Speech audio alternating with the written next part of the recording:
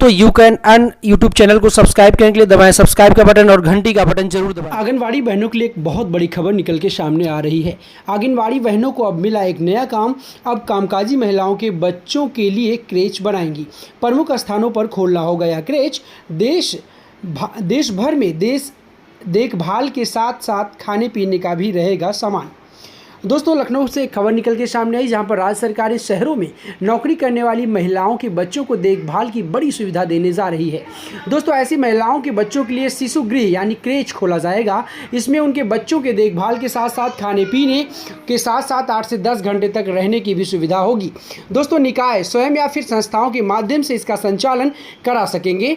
नगर विकास विभाग ने निकायों में इसके लिए प्रस्ताव राज्य सरकार को करने को कहा है। इतना ही नहीं, ये बहुत तेजी से क्रेच खोले जाने की प्रक्रिया शुरू कर दी गई है। खासकर महिलाएं जो नौकरी कर रही हैं, इनकी संख्या में तेजी से इजाफा हुआ है। पति और पत्नी अगर दोनों नौकरी करने वालों में से एक हैं तो परिवार में बच्चों के पालने की समस्या खड़ी हो रही है। जिनके बच्चे स्कूल जाने वाले हैं उनके लिए भी यह समस्या है। स्कूल से वापस आने के बाद ऐसे बच्चों के देखभाल के लिए लोगों को घरों में नौकर या नौकरानी रखना पड़ रहा है। इसके चलते आए दिन घटनाएं होने की शिकायतें भी मिलती रहती हैं। नगर विकास विभाग ने इसीलिए शहरों में पति पत्नी दोनों नौकरी करने वालों के लिए शिशु गृह खोलने का फैसला किया है, यानी कि क्रेच खोले जाने की बात कही गई है। दोस्तों, आपको बता दूं, जिस तरीके से गांव में आंगनवाड़ी, शहरों में भी आंगनवाड़ी बहनें हैं।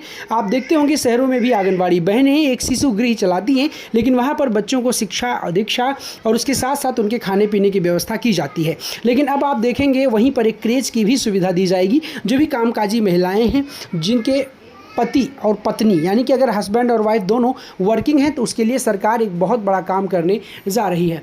दोस्तों, शहरों में शिशु गृह प्रमुख स्थानों पर खोलना होगा। नगर निगमों में 4 से 5 और नगर पालिका परिषदों में ज़रूरत के आधार पर 1 से 2 ही खोले जा सकेंगे। निकाय को इसके लिए शहर के प्रमुख स्थानों पर ज़मीन की व्यवस्था स्वयं करनी होगी। नगर विकास विभाग केवल इसका निर्माण लागत और इसमें सुविधाएं देने के लिए पैसा देगा। इसके संचालन के लिए निकायों को स्वयं अपने नियम बनाने होंगे और बोर्ड या कार्यकारी से पास कराना होगा।